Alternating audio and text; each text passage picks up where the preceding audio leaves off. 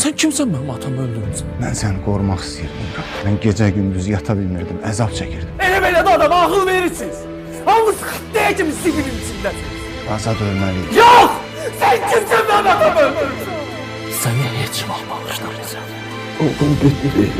Tek qaldım. Birinin xoşbəxt olması üçün biri mütləq qurban getməli. Bağışlayın bacım. Mən sizin xoşbəxt olmağınız üçün sizə bir söz gəlməsin deyə bu addım atmışam. Vicdan. Yəqin bir gün səndə də oyanar o vicdan.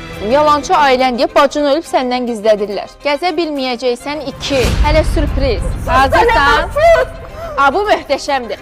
Atan da qatildir. Şübhəli şəxs Fikret Məmmədov könüllü olaraq polisə təslim olub. Bir sevgilim sənədir. Yanımda ol. İnanmıram ki, bu işi daim edeyim. Bu işdə sənin də əlin var.